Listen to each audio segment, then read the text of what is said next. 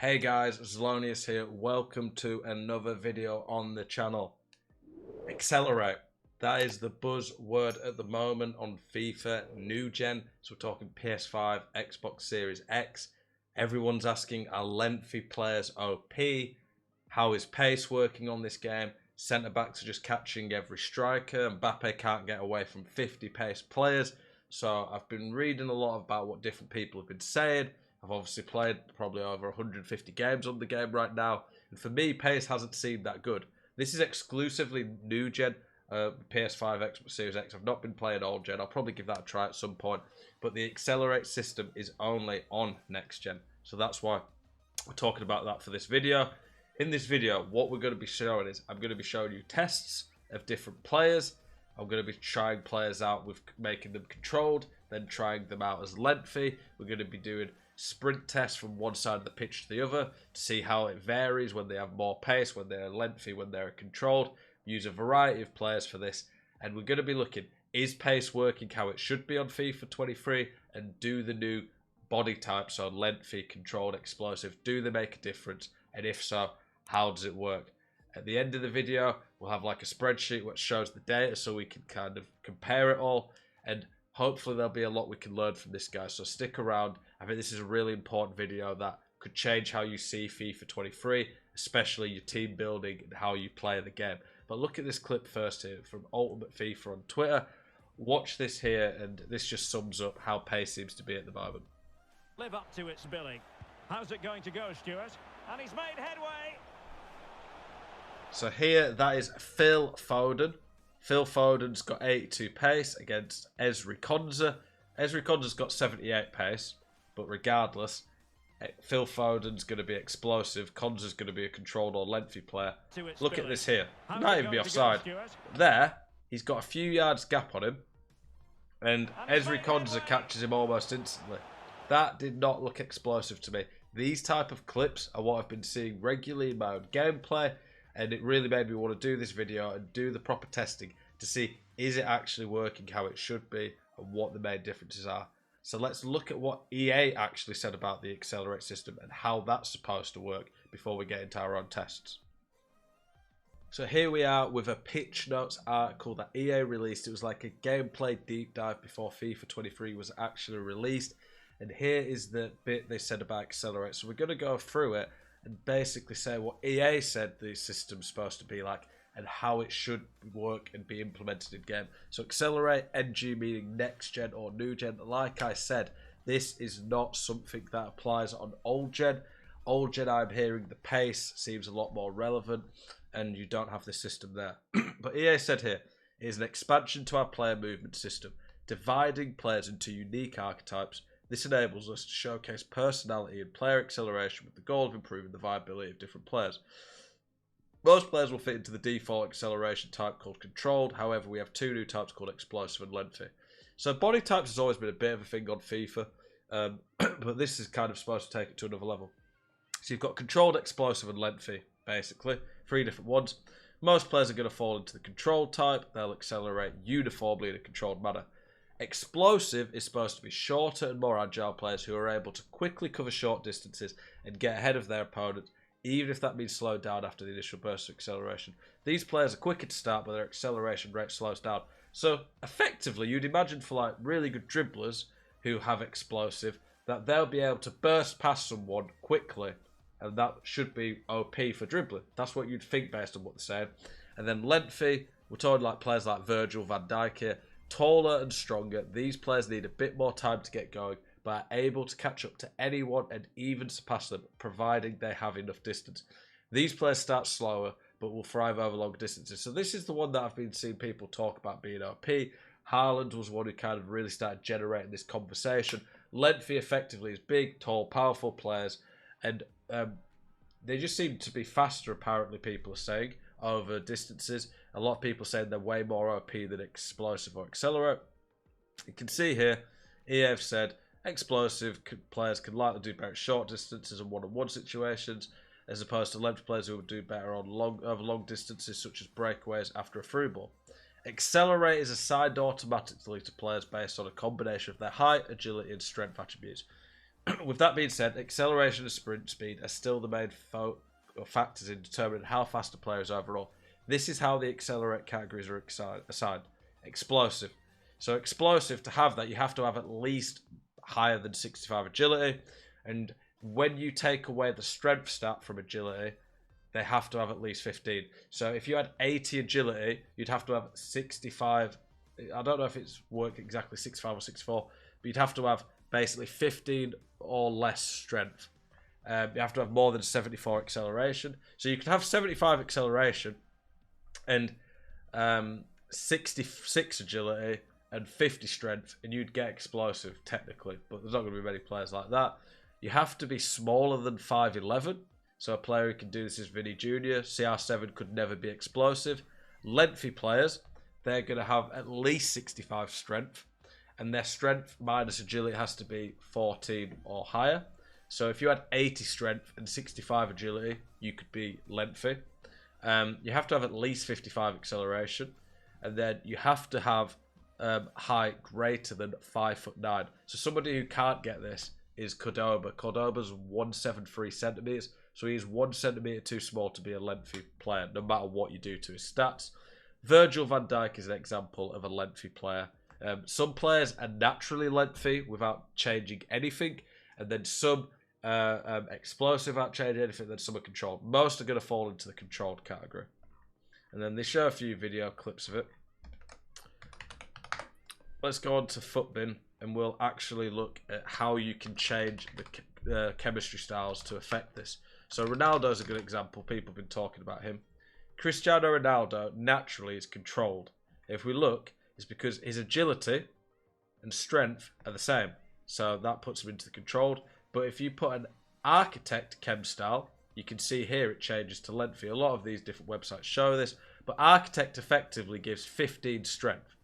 And the 15 strength now makes him fall into that category where, let's have a look here. You can see on the pitch notes, he has this strength agility minus 14.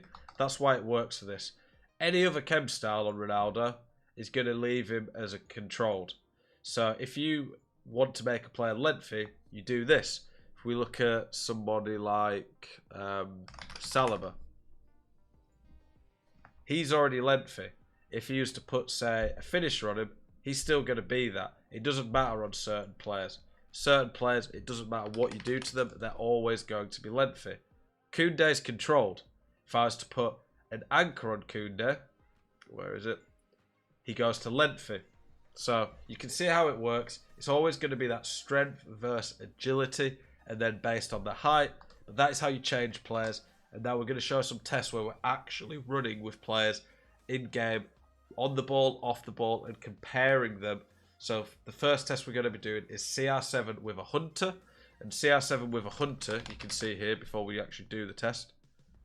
CR7 with a Hunter is going to have 89 pace, but be controlled. And then the other CR7 is going to have an Architect. So he'll have 8 less pace, but he's going to be lengthy. So let's get into the test and see how it actually works in-game. Before we do these tests, just to prove to you guys that they are how I say they are, and that we have done the proper chem styles, you can see here my Cristiano Ronaldo that I'll be using has a Hunter, and he's on full pace, so he will be 89 pace in game. Then we're inviting my friend Jambu to a friendly here. He's going to be using a CR7 with Architect. I'll show you that when it loads in. So you can see here Jambu's team loaded in, and here's CR7 there has an Architect. So here's CR7 will be lengthy with 81 pace. My CR7 will be controlled but with 89 pace. The Cristiano Ronaldo here in the black kit for the first test is a lengthy body type with an Architect chem style. So he has 81 pace but lengthy. The Cristiano Ronaldo in the white kit here has 89 pace with a Hunter but is a controlled body type. So white kit Ronaldo has 89 pace, controlled. Black kit Ronaldo, 81 pace, lengthy. Effectively, what we are going to do, we're going to run from this box all the way to the opposite end of the pitch and off it. We're going to time it using the in-game timer up here and see exactly what it is. The thing is for these tests, you can't get absolutely perfect conditions in terms of you're not always going to be able to get a player to turn explicitly in the exact same way when they start the run. But we've used the same stadium, we're using the same players, we've always made sure everyone has max chemistry and things like that. Without restarting every game and doing every test numerous times to get the exact same stamina, it's not a 100% perfect test in that way, but I didn't want to spend days doing all sorts of possible tests. But I think you'll see by the results that we end up getting that the pace and body types is very interesting. So let's see what we get here. So we're going to start there. So he started basically at 18-0. So let's watch how he goes. We'll pause it when he gets to the halfway line. So he gets to the halfway line basically at 35 seconds. So 35 in-game seconds. And then he gets to the other end of the pitch. Ball goes out of play. Effectively at 24 in-game seconds. So it took the Ronaldo with an architect 35 in-game seconds to go from one edge of the box to the halfway line. And then 1 minute 24 to go to the whole length of the pitch. Okay, so here is the CR7 with a Hunter. So technically, based on the attributes, he has 8 more pace, but he's not lengthy. He is controlled. So let's see how fast he goes. So you can see there, he's gone ever so slightly early. So we're going to call it 58 in-game seconds that he starts. He gets to the halfway line. Basically 36 in-game seconds.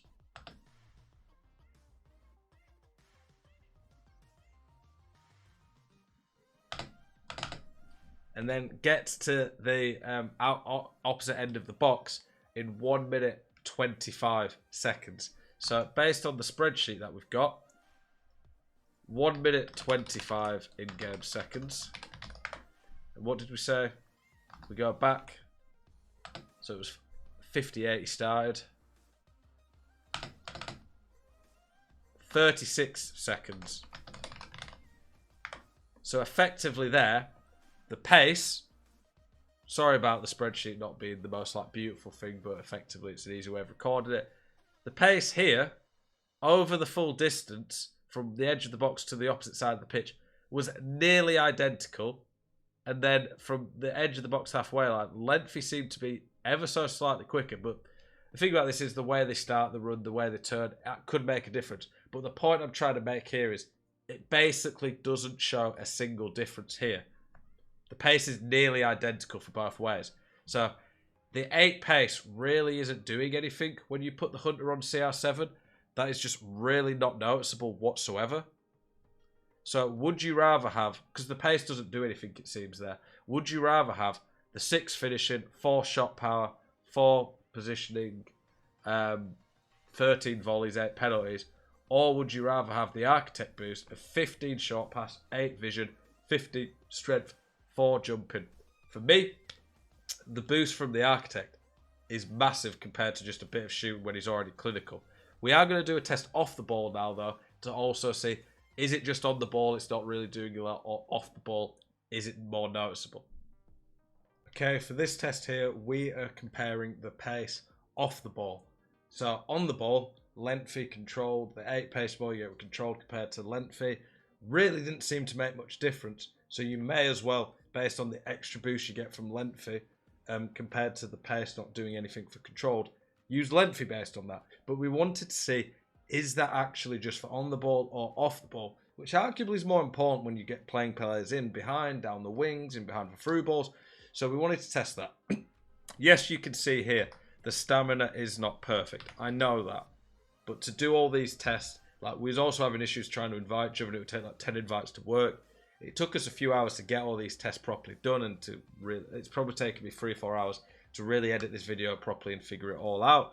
It would have taken literally days to get perfect test environments for every single run, but the stamina for both players is basically identical, and it really is, the times are so close, it's so negligible before anyone wants to talk about stamina. But basically here, we're going to do the same as before, but with one player running from one end of the pitch to the other off the ball to see how that works. One thing to note is a player's time will be fairly similar to on the ball, because when you look at the player, he's going to be looking at the player on the ball as he's running. So he's not going to be quite as quick as he would be just running in a pure straight line. But we couldn't really effectively test that in a fair way. So here we go. You can see there, we'll go back ever so slightly on that. You can see there, he starts running pretty much dead on 47 minutes. So 47 minutes, he gets to the halfway line at 35 seconds. This is the Architect CR7, by the way. And he gets to the other end at 20 in-game seconds. So 35 in-game seconds for the Architect lengthy CR7 to run to the halfway line. 1 minute 20 to get to the full length of the pitch. So here we're going to be testing the Hunter CR7 off the ball. He's going to start running at basically 53. So you can see there, he went ever so slightly before, so it might be like 52, 59. Let's see, we'll call it 59. So 35 in-game seconds to get to halfway.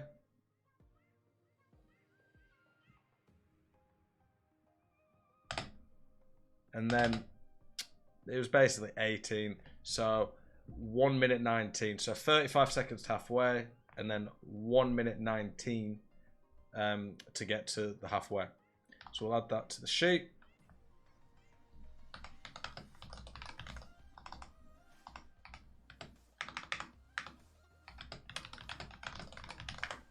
So this is very interesting based on the CR7s. Like I say, sometimes they didn't turn it the exact same way to replicate that perfectly hard. And the stamina might have been ever so slight. We're talking like 1.5%, 2%, things like that. That is so negligible that I'm not going to be saying that the tests aren't fair because of that. I think that would be ridiculous. But if we look here, on the ball, the times to the halfway line were almost exactly the same. Off the ball, they were basically identical. On the ball, to go from one side of the pitch to the other was pretty much identical. And the same with off the ball. So based on this, lengthy kind of would be seen as OP because you have 8 less pace technically, but the lengthy is making up for the 8 pace. So do you want to put half of your chemistry style, the Hunter, which is giving the 8 pace into that, or would you rather just go for a chemistry style that can make a player lengthy to basically make up for that 8 pace, but boost him in other areas? For CR7, it almost seems obvious to me that you'd much rather have elite passing, because he's already an elite finisher, and elite physical. That 15 strength that it gives him will help him bully defenders a lot more than just a bit more shooting will, because he seems basically identical on the pace either way. But what we wanted to test, and we're going to test next, controlled versus explosive. You'll see later on we'll test just pure pace with a lengthy player versus a lengthy player. See, is it lengthy or is it the pace? We'll see, is it actually lengthy doing this pace, or is pace just busted and not really working on new gen? So stay tuned. Okay, for this test here, we're using Garincha. 90 pace, which is very similar to the CR7 who had a Hunter on. And he has explosive, this Garincha does. He had a Deadeye, that was the chem style he used, but that doesn't boost anything to do with physical, pace, dribbling, anything like that. It's shooting and passing. So we're going to see Garincha's stats with the Deadeye and explosive. So you can see there, it was pretty much dead on 4 minutes that he started the actual run.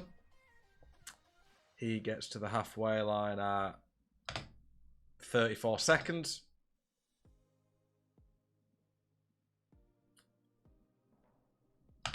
And then 1 minute 20 to get full length of the pitch. So 34 seconds and 1 minute 20 in terms of on the ball.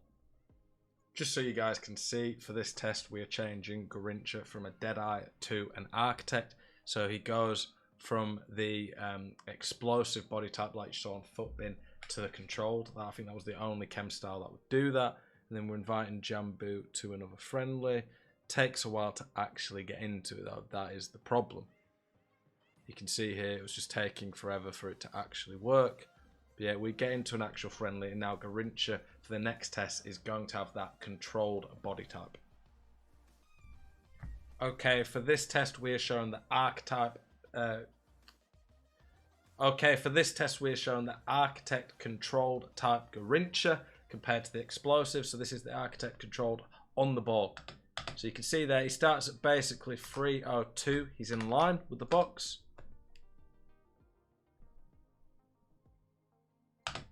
Gets there in about 36 seconds, pretty much spot on. And then it was basically 1 minute 23. 1 minute 24, I would say. Somewhere around that to go the full length of the pitch. So that was controlled Garrincha. Okay, for this test, we are showing Architect Garrincha off the ball. So this is another controlled Garrincha again. And let's see how fast he is off the ball. So you can see there, he basically starts at 6:01, gets going. Like I say, the off the ball, it's not a fair test in terms of compared to on the ball, but they're both off the ball doing the same thing. We need to go back, actually, I didn't check where he got to halfway. So it's 6:01. Got to the halfway in 35.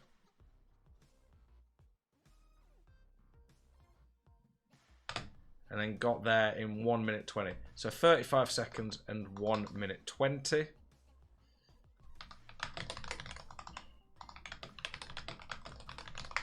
So far we are getting some very interesting results. The difference in pace between these players is only really the CR7 that was lengthy. So the only lengthy one we had right now, I guess we can add to this sheet, lengthy, controlled, explosive, and controlled. There are going to be some differences like reactions, agility, ball control, dribbling, but obviously the tests are using different accelerate types for the same player, so they'll have the same stats. We're not affecting any of those. But the edge of the box to halfway line is pretty much identical. Like I said, some of them as well, the way they turn might be ever so slightly different. The stamina might have been slightly different, but the times are getting pretty much the same, whether it's lengthy, controlled, explosive. Like, this is in-game seconds, or 1 in-game second. You'll never notice that in terms of a real match. And the edge of the box to the opposite side of the pitch, apparently the quickest here was the explosive, whereas explosive is supposed to be the worst, but again, it is so marginal. There's not really anything you can tell there. And then all of these times were within 2 seconds.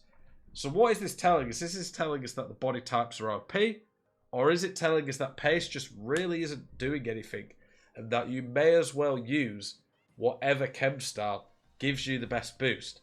So for someone like CR7, a hunter, or basically in general, if pace isn't doing anything, why use chem styles that give pace? Shadow and Hunter not only being the most expensive ones, half of their boost is pace.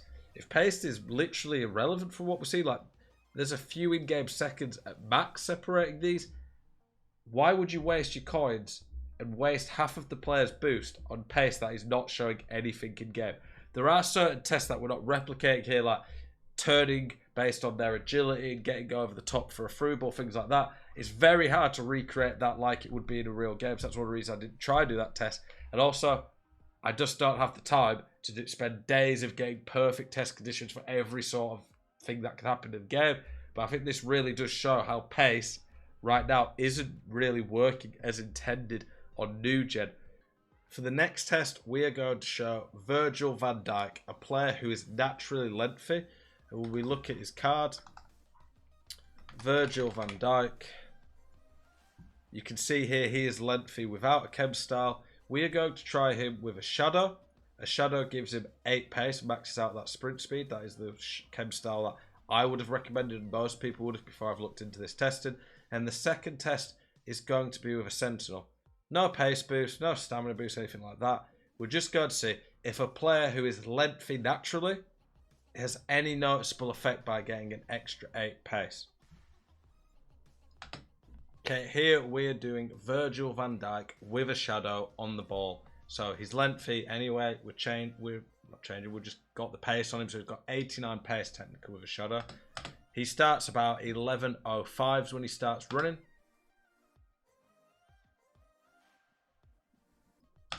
He gets there in 36 seconds.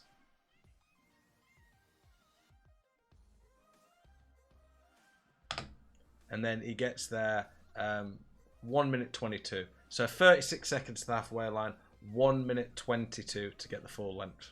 Okay, in this clip here, we're going to show Van Dijk running from one side of the pitch to the other off the ball. Again, this is with a shadow.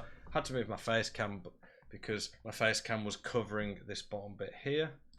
So you can see Van Dijk starts going about 16:02, we'll say.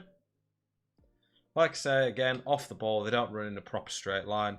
But off the ball definitely is, well, it's showing pretty much the same pace as on the ball, but this is when they're not even running properly, so off the ball definitely is faster. So Van Dijk there, if we go back ever so slightly, gets there in about 35 in-game seconds.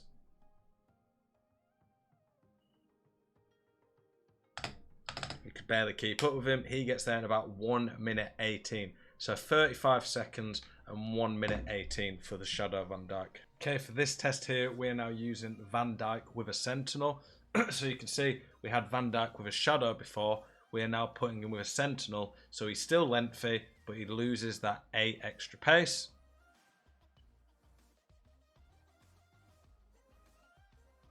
You can see there, I've applied it. Now we're going to go into game and test him compared to the Van Dijk that had a Shadow and see if there's much difference with the 8 pace. Okay, for this test here, we are testing a Van Dijk with Sentinel. So 81 pace, still lengthy compared to the Shadow. They're both lengthy, but this one has 8 less pace. We just wanted to do a test with a player who has the same body type but different pace. So he gets going at about 2:01. Gets to the halfway line about 37 seconds.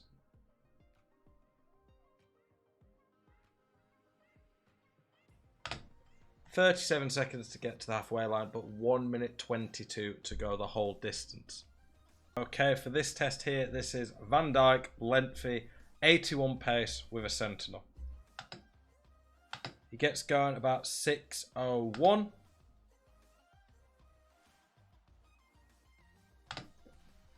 Maybe like 36 seconds, I would say, to get to the halfway line.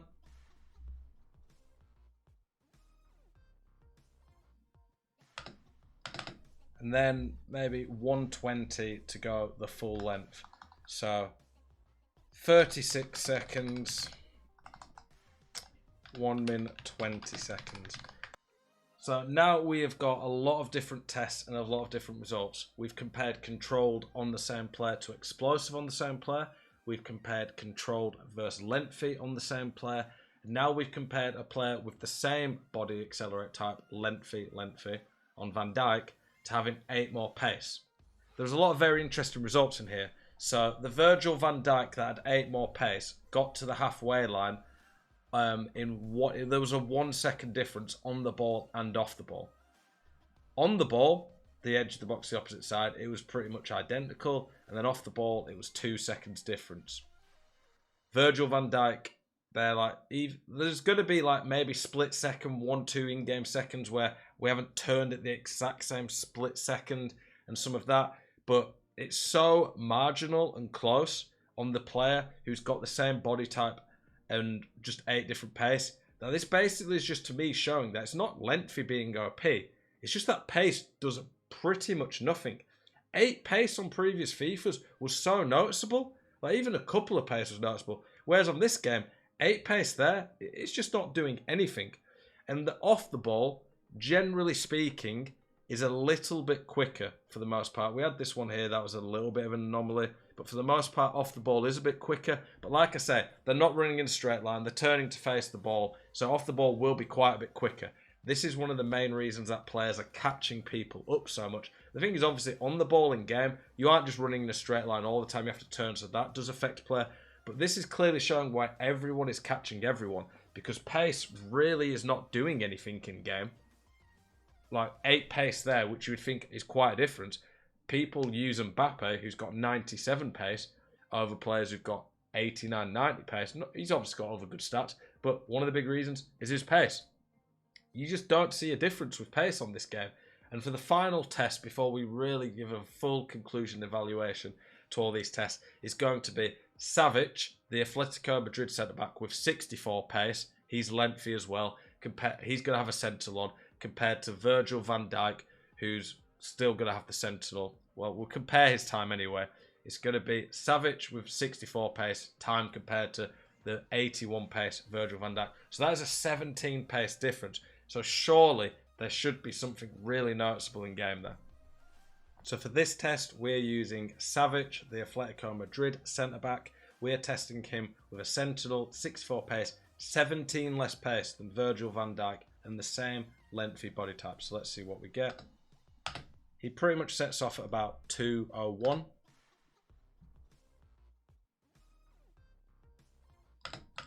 Gets there in about 38 seconds. He was slightly ahead of the box. We'll call it 38, to be fair.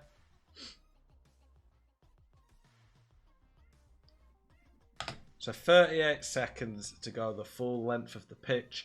And then 2 minutes, I'd say maybe 30, not 2 minutes. 1 minute 28, 1 minute 29 to do the full length. Okay, for this test, we're using Savic from Atletico Madrid still. Sentinel, 64 pace, 17 less than Van Dijk. This is the off-the-ball test. He pretty much sets off at 5:02. That's when he leaves the edge of the box. He's staying ahead of Van Dijk, who's got the 17 more pace. Van Dijk is on the ball, though. It was pretty much 38 seconds to get to the halfway line. Go the full length of the pitch, so 5:02 and then 1 minute 25 to run the full length of the pitch. So 38 and then 1:25.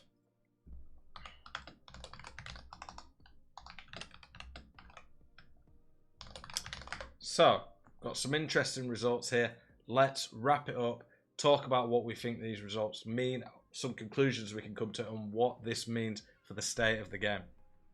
So we have our full test and set of results done.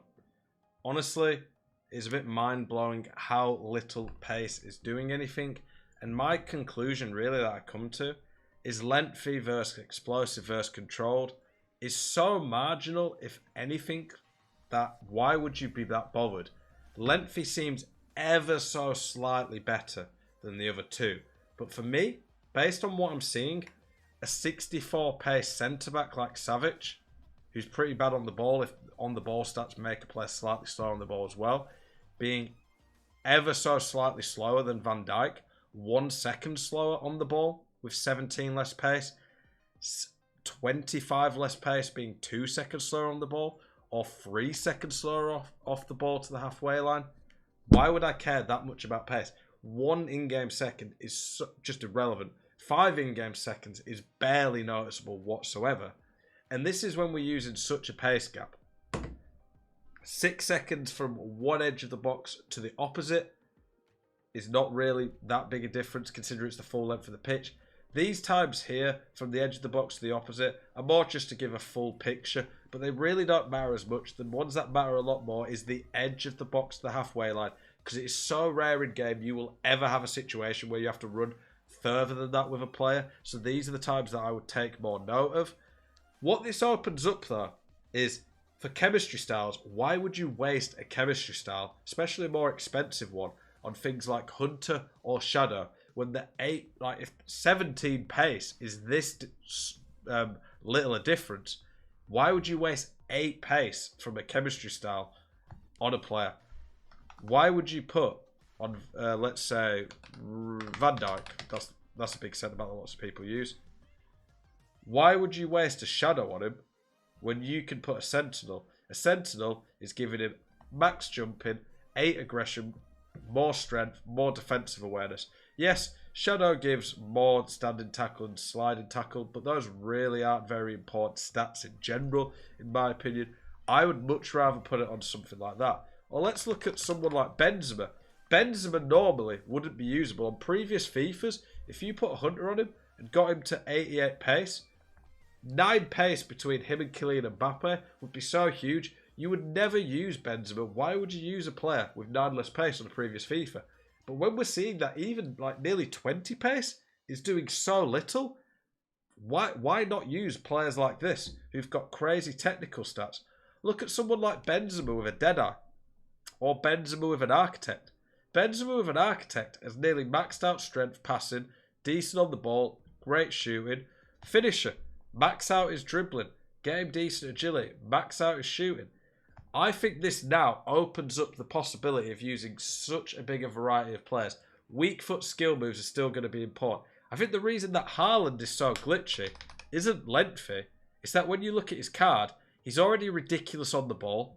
He's already got more pace than most, so even if other people have similar pace, it's not really going to be noticeable. But he's got those crazy physical stats. Crazy physical stats, crazy shooting.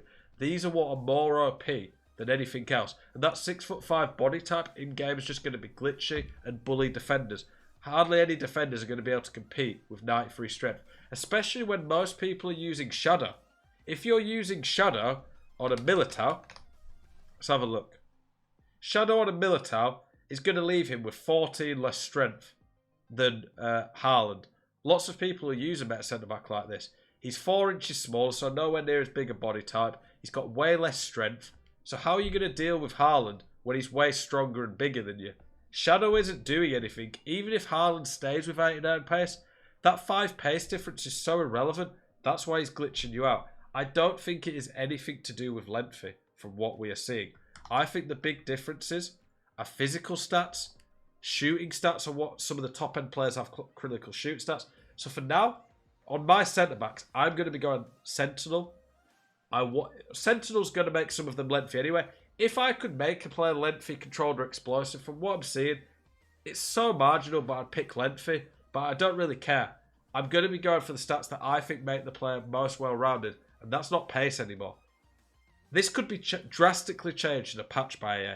EA could do a patch in a week, 2 weeks, I don't know. That could mean pace suddenly becomes a lot more important. And bear in mind, this is all on new gen. This is not old gen. I've not tested old gen, but the accelerate system and the way pace is like this is all on new gen that I've tested. So for now, I'm putting Sentinel. It's a much bigger boost to the defending and physical than Shadow is. You don't get any physical on Shadow, and I think the defensive awareness boost on Sentinel is better. And then the pace is so little, why would you care? Like I say, this can't be a full perfect test of all players' agility and how they turn and react with body types and stuff, but it is a very good, clear evidence to me that pace is not doing anything. So why would you spend 1.6 million on Kylian Mbappe when you can get CR7, who's got the same 5-star skills, 4-star weak foot? The pace is barely noticeable.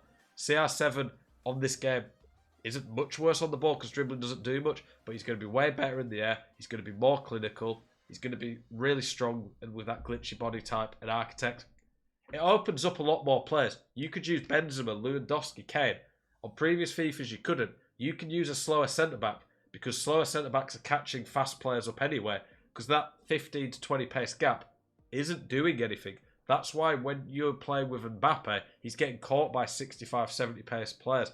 Not because they have lengthy. Maybe lengthy does a slight difference in helping them catch up, but it is all to do with the pace just right now. Whilst it technically is working, Savic was the slowest player on this list. It's not working really, in my opinion, at all how it should. A player with that little pace, 64, compared to all the other players we tested, should not be this close. So this opens up team building massively.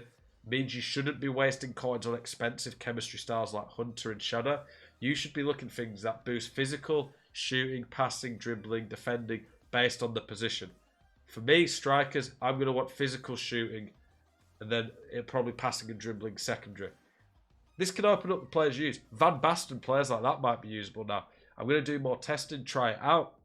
But for me, it's pretty crazy how little pace is playing a part on FIFA this year compared to previous ones.